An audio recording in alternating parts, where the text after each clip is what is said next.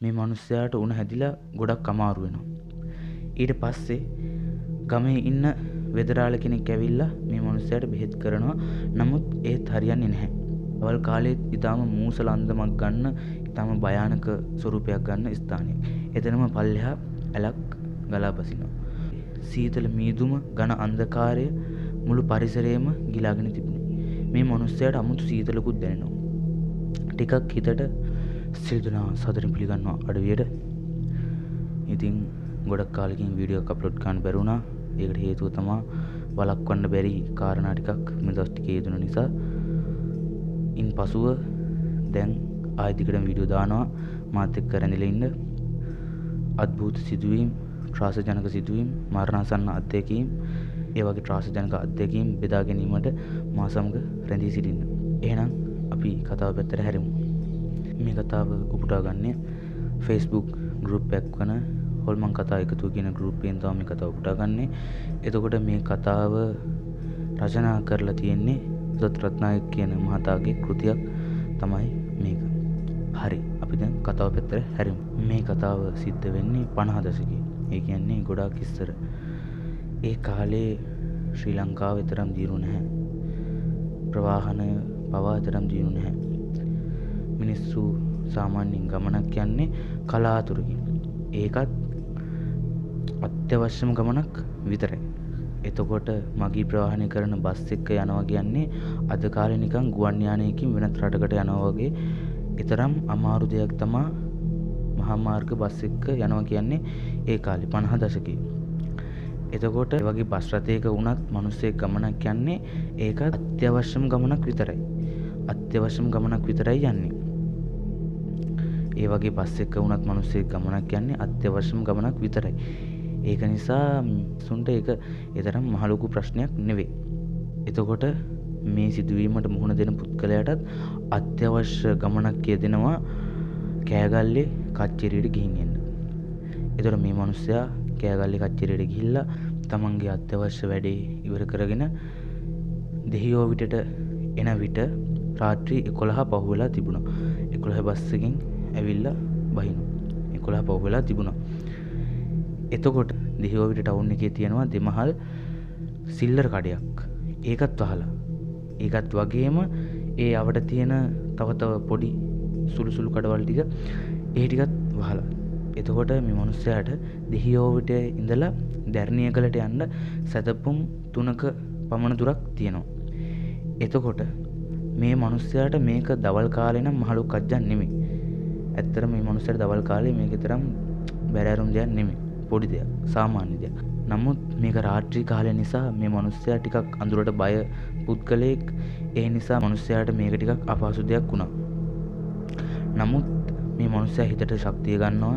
මොකද ගෙදර යනවා මිසක් මග නැවතිලා ඉන්න ස්ථානයක් නැති හින්දා. ඊට පස්සේ මේ මිනිස්සයා හොම ටික දුරක් යද්දී මේ මිනිස්සයාට හම්බ වෙනවා සාමාන්‍ය සතපුම් එකමාරක් විතර.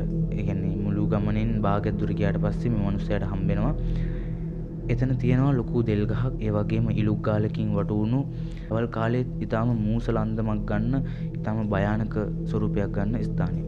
එතනම පල්ලෙහා ඇලක් ගලා බසිනවා. ඔය ඇලේ සද්ද දවල්ට නම් චුට්ටක්වත් ඇහෙන්නේ නැහැ. නමුත් මේ වෙලාවේ ඒ ශබ්ද පව වැඩි වෙලා. එතකොට අර ගහේ දෙල් කන්න තව සත්තු ඇවිල්ලා ඒ සත්තු වතුර බොන්න බහින්නේ මේ ඇලට. මේ අතරේ සීතල මීදුම ඝන අන්ධකාරය මුළු පරිසරයම ගිලාගෙන තිබුණේ. මේ මිනිස්සයාට අමුතු සීතලකුත් දැනෙනවා. ටිකක් හිතට තියෙන බය තව ටිකක් උස්සන්න වෙනවා. මේ මිනිස්සයාට දැන් හිතෙනවා මම මොකද කරන්නේ? ඒ මිනිස්සයාට කර කියා ගන්න දෙයක් නැති වෙනවා. ඒ මොහොතේ ඔයාලුණත් හිතන්න සාමාන්‍යයෙන් ඒ වගේ මොහොතක, ඒ වගේ සාමාන්‍ය රාත්‍රී 11ට විතර ඒ වගේ පාළු තැනක ඒ වගේ අත්දැකීමක් අත්විඳින්න උනොත් ඒ දැනෙන හැඟීම ඒ මිනිස්සයාට ඒ වෙලේ කර කියා ගන්න දෙයක් නැති වෙනවා. ඒ මිනිස්සයා හිතට ශක්තිය අරන් සියලුම ශක්තිය තමන්ගේ දෙපා වලට යොදා පුළුවන් තරම් ඉක්මනින් එතනින් යන්න උත්සාහ කරනවා.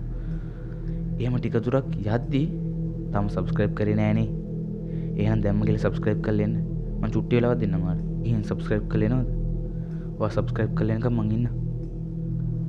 මං ටික වෙලාවක් ඉන්නවා එහෙනම් ඈ. දැම්ම ගිහින් subscribe කරන්න.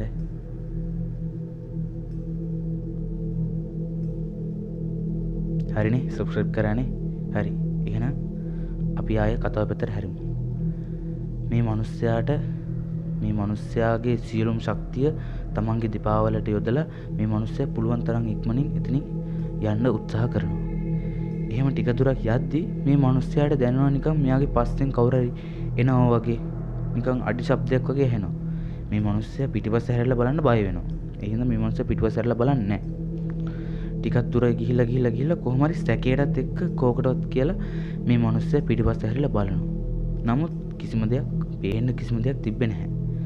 ඒ නිසා මේ මිනිස්සයා ඊට පස්සේ මේ මිනිස්සයා මේ තවත් බය වෙනවා. මොකද්ද මේ වුනේ? කවුද මේ පස්සෙන් එන්නේ කියලා තවත් බය වෙලා ඊටත් වඩා හයියෙන් උපරිම වේගෙන් කොහොම හරි ගේ ළඟට යනවා. ගේ ළඟට ගිහිල්ලා ගෙදර දෙවට පයින්නවා. දෙවට පැනලා ගෙදර ගිහිල්ලා කොහොම හරි මේ මිනිස්සයා එදා රෑ නිදාගෙන කරගෙන පහුවදා උදේ අවදි වෙනවා. පහුවදා උදේ අවදි වෙද්දී මේ මිනිස්සයාට ගිටි ගාලා මේ මිනිස්සයාට උණ හැදිලා ගොඩක් අමාරු වෙනවා. ඊට පස්සේ ගමේ ඉන්න වෙදරාළ කෙනෙක් ඇවිල්ලා මේ මිනිස්සයාට බෙහෙත් කරනවා. නමුත් ඒත් හරියන්නේ නැහැ.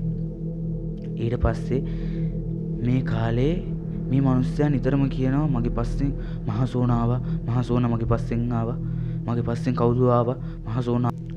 මේ මිනිස්සයා එහෙම කියනවා. මේ මිනිස්සයා මගේ පිටිපස්සෙන් මහසෝනා ආවා. කවුද මගේ පිටිපස්සෙන් ආවා?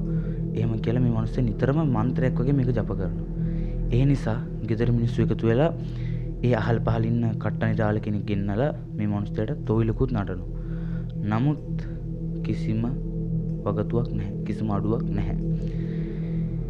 ටික කාලයක් යද්දී මේ මිනිස්සයා මිය යනවා. උණ වැඩි වෙලා මේ මිනිස්සයාට කිසිම බෙහෙතක් හරියන්නේ නැහැ. මේ මිනිස්සයා මිය යනවා. පසුව මේ ගමේ මිනිස්සු කියනවා මේ මිනිස්සයාගේ පස්සෙන් ආවේ අවතාරයක්වත් මහසෝනවත් නෙවෙයි. මේ මිනිස්සයා ඇඳන් හිටපු සරමේ නූල් පොටක් ගැලවිලා ඒ නූල් පොටේ දෙල් කොලයක් පැටලිලා ඒ දෙල් කොලේ පිටිපස්සෙන් ඇදගෙන එන සද්දේ තමයි මේ මිනිස්සයාට ඇහිලා තියෙන්නේ කියලා. අනික මේ මිනිස්සයා වැටපැන්නට පස්සේ ඒ මිනිස්සයාගෙන් පිටිපස්සෙන් ආපු හොල්මන නැවතුණාලු. ඒතර ගමේ මිනිස්සු කියනවා වැටපැන්නට පස්සේ පිටිපස්සෙන් ආපු හොල්මන නැවතුණා නෙවෙයි. අර තාරපාරේ හින්දා දෙල් කොලේ ඇදගෙන ආපු සද්දේ ඇහුණා. වැටපැන්නට පස්සේ වැලි පාර හින්දා ඒ සද්දේ ඇහුන්නේ නැහැ කියලා. එතකොට දෙල් කොලයක් නිසා මේ මිනිස්සයා ජීවිතේ නැති වුණා. ඇත්තට මේක දෙල් කොලයක්ද? එහෙම නැත්නම් නොපෙනෙන අදෘශ්‍යමාන දෙයක් ඇත්තට මේ මිනිස්සේ පස්සෙන් ආවද? මේ මිනිස්සේ ජීවිතේ දැහැගන්න ඇත්තටම අදෘශ්‍යමාන දෙයක් පස්සෙන් ආවද? ඔයාලගේ අදහස පහලින් කමෙන්ට් එකක් දාන්න. ඒ වගේම සබ්ස්ක්‍රයිබ් කරන්න අනිවාර්යයෙන් මතක් කරලා ලයික් එකකුත් දාගෙන යන්න. එහෙනම් තවත් අලුත් වීඩියෝ එකකින් ළඟදිම හම්බෙමු. එතකන් ඔයාලා පරිස්සමට ඉන්න.